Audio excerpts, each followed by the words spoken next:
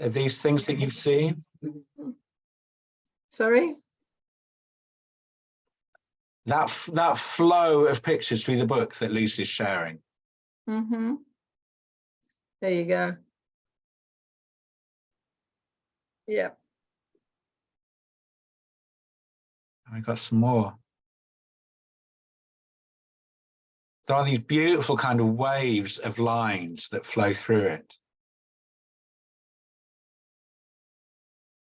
And they do, and I love how sometimes the pictures illustrate part of it.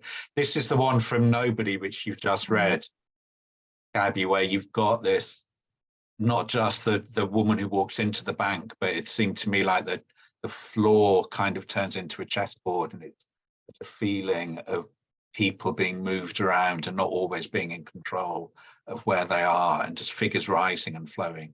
I think we've not got Lucy able to speak still.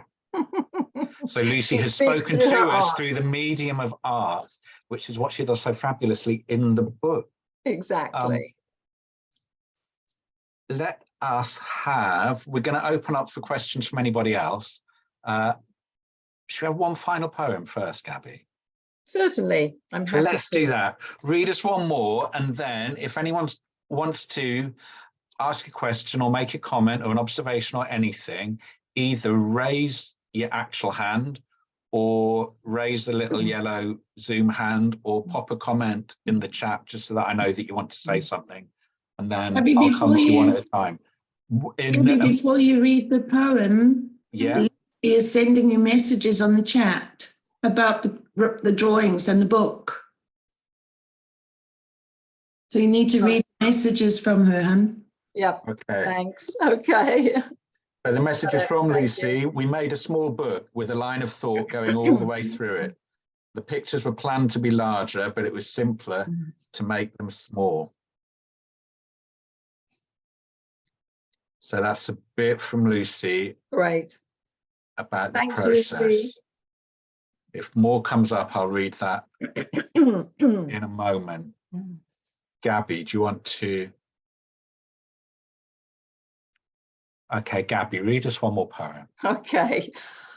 This last one that I'm going to read you, excuse me, frog in the throat. It's called Disconnected. And this one actually came about, the trigger for this was when I was in the vaccine clinic after getting a vaccination, a COVID vaccination. And I was sitting there and everybody else was sitting all around and everybody was sitting on their frigging phones, tap, tap, tapping, reading, that nobody was connecting with anybody who was around them. And everyone just seemed like they were in their own little world. And so I ended up writing this piece because it struck me that so much of the time we just don't pay attention and we spend too much time focused on that little machine when we're not paying attention to what's going on around us. So this is Disconnected. 10,000 steps, 33 likes, 9 tweets, 11 comments. We count and watch and post pithy truncated characters of people and places in our world that don't exist. Flashing empty smiles on shiny screens, glossy snaps of shiny moments that vanish with a click to stay frozen in time. We wait, snapping an image of a sunset, a breaking wave, a moment of madness or hilarity, swallowed up by a monitor, a click on a phone, a filter on a lens. Unreal, not real. Unfocused, unseeing of moments that matter, when a breath, a pause, a fragment of time must be inhaled, touched, caressed, captured in the heart, on the lens of an eye, etched on a canvas of permanence. Yet still we sit, heads bowed, fingers tapping, eyes frozen, shoulders rigid, desperate for new likes or comments or shares. while a friend cries, a bird twitters, a sun rises, a baby lamb is born, unseen by the eye that is focused on the screen. Moments vanish. Reality wraps itself around us like a cloak of fog, present only for a moment, then vanishing forever, while we tap and swipe and click and believe that is life. It is not. Switch off. Hold out a hand. Step onto the grass with bare feet and open heart. Let beauty and pain and laughter and love appear before they disappear into the digital ether, numbing the awareness of fingertips touching fingertips and eyes seeing souls in a place that holds fast to the tendrils of the earth, where now is all that matters. And again, that just that theme of connection that goes through all of them, and that tension that technology gives to all of us, because obviously without screens, without it, we wouldn't all be here right now listening to your poem. So that tension between the ability to bring people together, but also the ability to isolate us from what is actually right next to us, from that person who is right beside us, who we're not seeing, who we're not connecting with, Absolutely. who we're not talking to. Yep, because every single piece that I wrote it came about because I was sitting and watching and observing and listening and not looking at that piece of metal in my phone. And I mean, I'm as guilty of it as anybody else is, of course. But just when you do put that away and start focusing on other things, there are just so many more real moments that happen. And I think we tend to live, all of us, a little bit too much on that machine and not pay attention to what's around us as much. So that was the trigger for that one. That's great. We've got time for some questions, a couple of questions from various people. Before you tell us how we can buy this, Eva, we're coming to you first. Thank you, Gabby. I really enjoyed listening to the poems and following your journey as you post them on Facebook. And I know that you've said that you're in the moment, the inspiration comes, and the words just start flowing. But I'm just wondering whether there are occasions where you're just sitting, not with any particular kind of inspiration, and you're just maybe reflecting. Do poems come to you that way at all? Or is it just as you're gripped by something that you're experiencing? Good question. I probably do get a little of that, yes, Eva. A lot of the times it is seeing people or seeing situations that make me feel like I want to write about them. I feel like I want to give a voice to the invisible people that don't have a voice, or do have a voice, but we don't really pay attention. There are times that I do get feelings of just writing about what is going on inside me and inside situations. A couple that I wrote were inspired by world events. One of them was the war in Ukraine. I wrote a piece called Sunflowers. And another one was with the evacuation of Afghanistan. It just felt so wrong to be sitting watching it on television and being so far away while people were suffering. So some of them were about instances of what was happening, and some of them were about people, and some of them were just purely emotional responses to what was going on around me. That's great. We've got time for another question. We're coming to Roberta. Do you want to unmute yourself? I will. Here we go. So I'm not sure this is a real question, Gabby, but I just want to say that you're so inspirational all the time.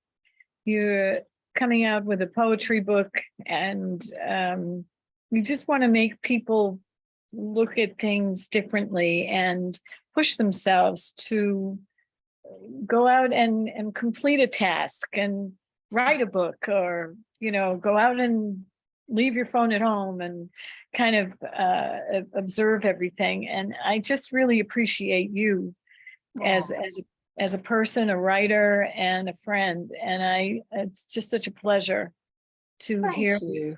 Yeah, and I totally understand the channeling, having had that experience, which, when you get it, it's there. You don't know how it comes to you, but all of a sudden you're writing and writing and writing without much effort almost. And I really appreciate everything. And I love your book, and I love you. And Thank all my you. friends that I'm seeing on Emily and Lila and Francie, and who else do I know on here? Tim, and Deborah Crosby, I don't see you in person, but I see your face there and your name. And where is Colette? Colette, hi, honey. So thank you. And who did I leave out? Skip. And thank you so much. Thank you from Salem. Thank you. Yes. Thank you, Roberta. Skip, do you want to come in for it? You had a hand waving. Am I unmuted now? You're unmuted now, and then I'm going to come to Sheila afterwards, and then I think we probably need to wrap up, Gabby. Is that right? Sure. Yep. You said half an hour, and we've gone over. Skip. Lovely. Thank you, Pete. Gabby, having watched this whole journey unfold from your side, I'm aware of the connection of your book of poetry as an extension of what you did on Facebook a couple years ago, which was launch The Good in Us. And to me, that's just the embodiment of how you look at the world is, Roberta said, as a means of pushing people to try and to make an effort and to remember. I don't see it quite that way. I see you as leading people toward the light. I see you as inspiring people to stop, acknowledge the potential that we all have, not just for our own benefit, but for each other's. So can you talk a little bit about The Good in Us and how that may have been a catalyst to this your ability to stop, freeze a moment, capture it, and then with exquisite talent, put it into words for all of us to digest. Oh, what a lovely message. Thank you. Well, as everybody knows, I'm sure, everyone who's on Facebook, The Good in Us, I started also during lockdown, because it's something I'd wanted to do for a long time anyway, is focus on the good news, because you read too much bad news and that's what you were bombarded with. So I wanted there to be a vehicle for good news, and The Good in Us was a Facebook page to do just that, to share good things, happy things, funny things, pretty things. So I guess in some ways the poetry aligned itself with some of that. I feel like the poetry went deeper. A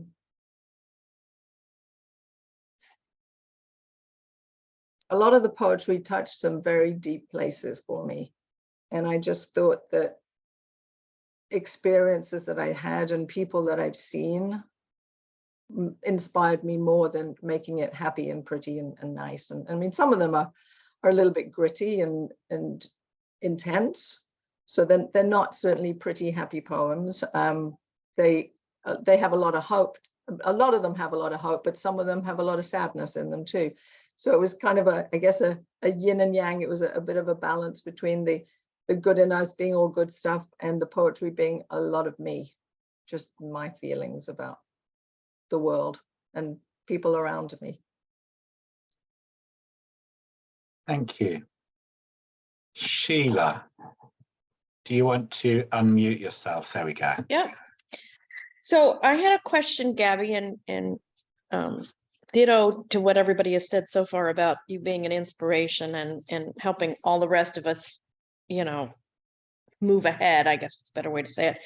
But I was kind of wondering, some of the poems are very focused on sort of the human element, like Nobody and what you were saying about the man in the pub, and very, very human focused. And then other poems are sort of nature focused, the cloud parted and kind of the vision of that. As you were writing these, did you sort of grasped that you were doing that? That sometimes they were like very people focused and sometimes they were very nature focused? No, not really. I hear what you're saying, and it's interesting too, because one of the people who, a friend of mine who read the book in South Africa, and she wrote a review for me on Goodreads, and she mentioned that too, and it was something that I hadn't really observed. And she said, I noticed that there's a lot of references to light and clouds and nature. I know I didn't really specifically do that. There was a story to every one, but it was usually people oriented that maybe led me down that point. There was one that I know I wrote, it was about reach out your hands, and it was about being in nature and wonder and beauty. And that came to me when I was watching a film, actually, and it was a pretty tragic, sad film, but there was a lot of hope and inspiration of if you just reach out your hand and reach out, and what you're looking for will be there, and all you have to do is find it. So I didn't know. I don't think I specifically paid any attention to that. It's an interesting point that you raised, Sheila. Thank you. I think it's fascinating as a writer, though, which themes are there because they are inherent in how you look at the world. Are they inherent in what? I mean, as a writer, sometimes you choose themes and you go, this is consciously what I'm thinking about. I am consciously thinking about the people around me who feel invisible, who are not looked at. But you're looking at all of those people through your eyes, which is a person who looks at nature in awe and says, isn't this wonderful? And we have light around us, and we have things that grow. And after the darkness, better times come. And that is your take on the world. And that just comes through because it's without you intending to. That comes through. There is, there were a few that I deliberately wrote, and those were for specific people. And a couple of these people are on the screen right now. When Matthew left Cambodia, I know what it meant to him, and I know what a huge, enormous step this was for him leaving. And it made me want to choke up, and I just felt really anguished and sad for the transition that he made. So I wrote a poem for him about leaving. When Emma, my niece, just graduated from a course that she's been taking for the last 4 years and graduated with honors and made me so incredibly proud, I wrote a piece for her, just privately. These weren't public pieces at all.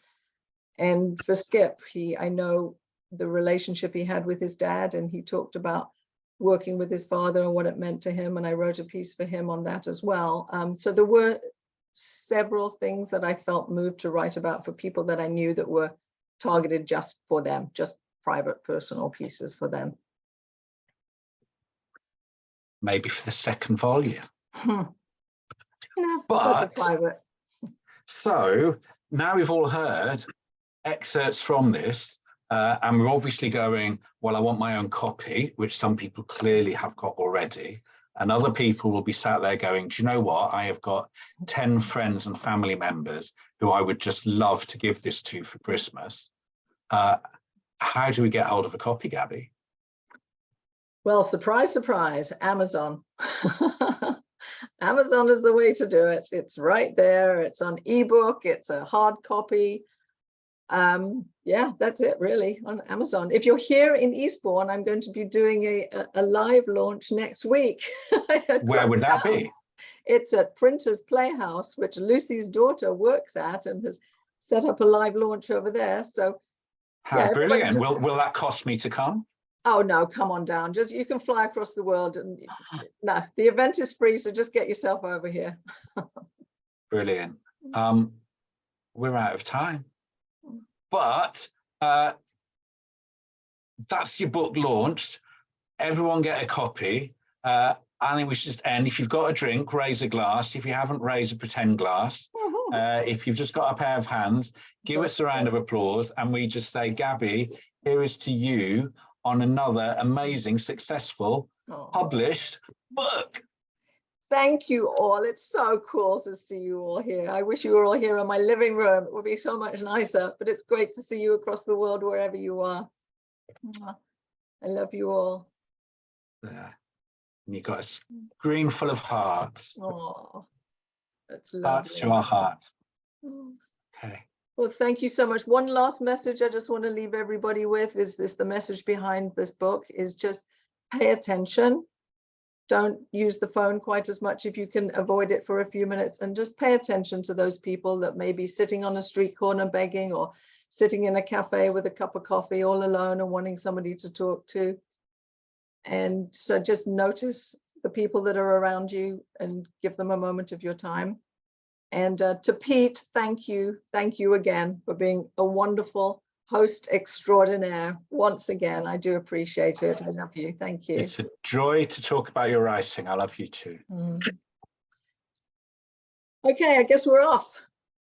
Go have dinner, lunch, breakfast, wherever you are in the world. Mwah. Great to see you all. Bye. Should we all yell goodbye? Bye. Goodbye. Love you. Thank you to Pete. Did a great job. It's a pleasure. It's lovely to see you, Roberta. Good to see you, Gabby. And you too. And all the folks here. This is great. Everybody loves you, sweetie. Bye. Bye, Roberta. Okay, Mummy, you can close it down now. Does she know how?